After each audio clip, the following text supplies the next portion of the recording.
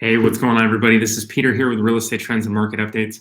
Here with another podcast. There's going to be no guest today, but just kind of wanted to, really go over. For one, thanks for listening. I got to jump into that. Also, there's, now we've crossed the threshold of midterms, and the conversation at hand is going to be recession. And I know that's already people have already been talking about it, thought that, we're really in a recession, but it really hasn't been at least talked about so much in the media. And now that I think with the primary or the midterms that are over now I think it's a point of conversation. I think it's a point that people continual conversation and will grow and get bigger, especially over the months and over the year of 2023. So I want to give you 3 tips as we go into the recession for real estate, what you're looking for. It doesn't matter if it's an investment, doesn't matter if it's a primary, doesn't matter if it's a primary and it's a condo, doesn't matter if it's a, if you're renting, this all is applicable.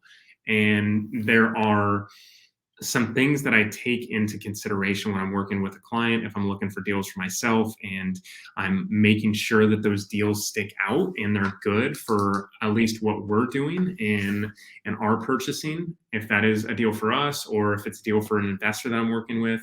Those things, for one, number one, tip one here is being patient.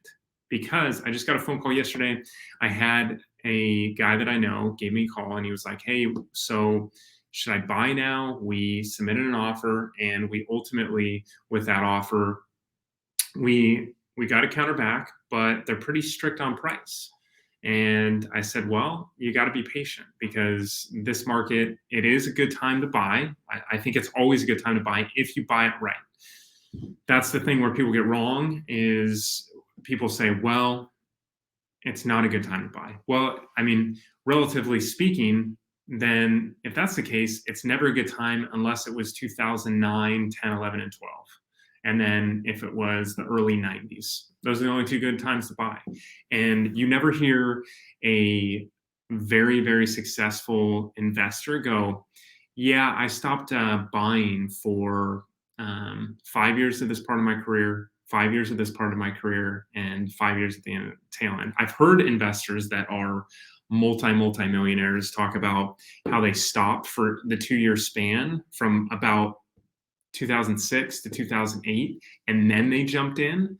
But other investors, you never hear about that. Even that investor, particularly when I was talking to him, he didn't wait for, the early 90s, where he ultimately had to forego a lot of his income and also sell a bunch of his assets to get back to basically a zero on expenses and then ramp it back up. So he had sold, a couple houses and everything else, and he had to really get back to ground zero and then ramp it back up when the economy came back around for real estate. And he didn't say, "Well, I stopped buying in, these years between this and this and this and this." So be patient. And I don't think it's, ever a bad time to buy. I think if you're cautious, you have good reserves, and you are prepared for it, you can buy really at any time. I took a lot of chips off the table for a couple of years straight, because I kept hearing, "Hey, it's going to crash, it's going to crash, it's going to crash." When I say it, the real estate market. And ultimately it slowed down, but it didn't. And then it picked back up, and we had 2020, 2021, and we had this chaos of the last 2.5 years. And this was a conversation to myself prior to that, 2017, 2018. I heard, "Hey, we're going into a crash in 2018. I heard we're going into a crash in 2019. So I took a lot of shifts off the table. I didn't buy anything. I said, let's wait, let's wait, let's wait. And if I didn't wait at that moment, my portfolio would be bigger, my income would be better on passive income, and I would be in a much better place financially if you were looking at a net worth sheet." Over that, I would say be patient. Make sure that you're being patient through these ups and downs. When I say ups, the ultimate interest rate that we continue seeing going up. And then on the downs, price is slowly trickling down. So that leads me to my second one is be strict on your numbers. Doesn't matter if you're buying a single family to you're buying a, multifamily or you're buying a primary. Be strict on your numbers. So I just had a client, his number for the expense of the mortgage, taxes, and insurance was $2,500. He bumped it to $2,560, and we ultimately lost out on a transaction, and it was $50K under what they were willing to accept. We got it down, to that $50K mark below what they were listed at, and at the last second, they got an offer at asking. So we would have got him a deal, and it would have been a fairly good deal. But he was strict on his numbers too. That's why it took him so long, because he wanted 2,500. He didn't want to go above 2,500. Granted, $60, I don't know if it would make or break the transaction and the deal. And if it's $60, honestly, you could probably find some cheaper insurance, and I would run the full calculation on taxes, but you're ultimately going to be better off, especially on a tax purpose wise, even if the monthly rate is, because this person was approved for $200,000-$300,000 more than what we were trying to purchase, which goes into being strict on your numbers, making sure that you know your numbers. And I wasn't trying to push them into that home. I was more so saying, hey, this is a great deal. It's only $60 above, but he ultimately was going to go for it. And because he ran some numbers and it made it make sense for him, and we had some money back to buy down the rate, those types of things really help out clients these days, and also helps out the real estate person that's going to buy too, is making sure that you have all those ducks in a row. And those ducks in a row are making sure you have closing cost coverage or buying down the rate from the seller at the close of escrow. So all of a sudden, your interest rate's going to be 6.5, but now it's 5.5. Those types of things. So be strict on your numbers. So number one, be patient. Two, be strict on your numbers. Those kind of go hand in hand, because if you're not strict on your numbers, you're not going to be patient. And then the third thing is, this all comes together. So the third thing is, be prepared to get a large discount and or concession, and wait for that. And I had some clients, it took me about a year and a half to get them in escrow, because they were looking for a particular area.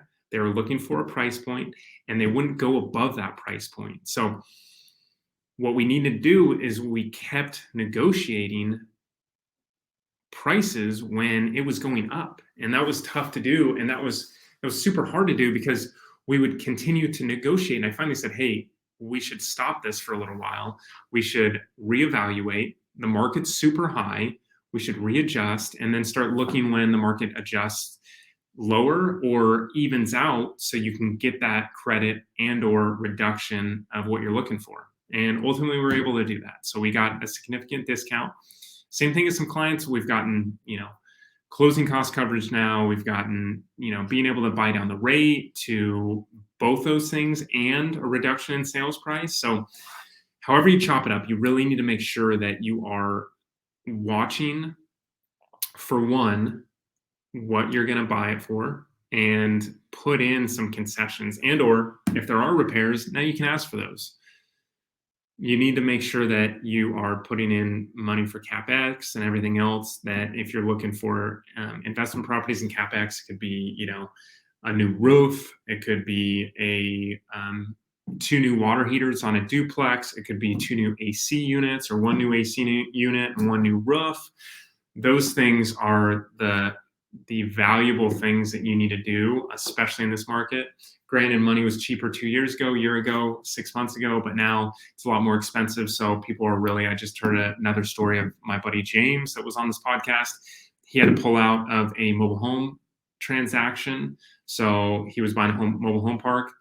It was an interest-only loan. It was 5.5% or 5 3/4, something like that. And then it went all the way up to 7 or 7.5%. So the deal didn't make sense anymore. And those things are going to happen in these types of fluxes of the market. So you need to be cognizant about that, and make sure that ultimately you're watching your numbers and making sure for one, you don't go into the transaction thinking you're going to get $50,000 off because you need a new roof. You need to negotiate that up front and maybe negotiate some other small repairs in the escrow period. But all in all, you got to think about it. You got to make sure, be patient, stick to your numbers, and really make sure that you're negotiating concessions, because at this point you can do that. And it's really good, especially now, to be able to do that, because clients that were only, a small amount down, or those clients that are house hacking at 3.5%, 5% down, now can do it at 3.5% and 5% down and not wait a year to get into a home or get something accepted. So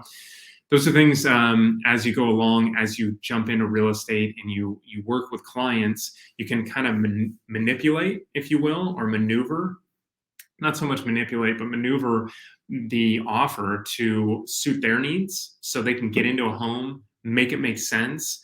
And also, while they're being patient, send them more properties, see what those properties look like, see if it fits within the numbers, and kind of, make sure that, obviously you don't want to go over their numbers, or, if they give you pushback on the numbers, you realize, okay, well, hey, they don't feel comfortable with this. Why don't we continue looking? And if this property is sitting on the market, we can come back and take a look at it. So with all those three things, there's more layers in them, but three things again: be patient, stick to your numbers, large concessions and or price drops when you make that offer. So thanks for listening. Once again, if you guys can, subscribe to the podcast wherever you guys listen. And I want to say this. I got a good buddy. He has a podcast, and I haven't reached out to him. I need to. The Old Dogs Radio Network podcast. He is closing shop. So he ran it for 6 years. And really good guy. He honestly was able to grow it to more than 1 million downloads. And now it's I think in January, it's going to be his last show. So if you guys look up Old Dogs RE Radio, then you'll find that.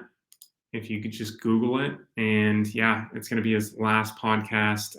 He's been doing a great job. Ultimately, it's sad to see him go. So he's going to wrap it up. His name's Bill, and he's been doing good. I was interviewed on it back in, I think, last year, March in 2021. So take a listen to his podcast as well. He's interviewed guys like David Green. He's interviewed Robert Kiyosaki. He's interviewed the really good guys that have functionally changed real estate for the good. So thanks so much for listening. We'll check you guys next week.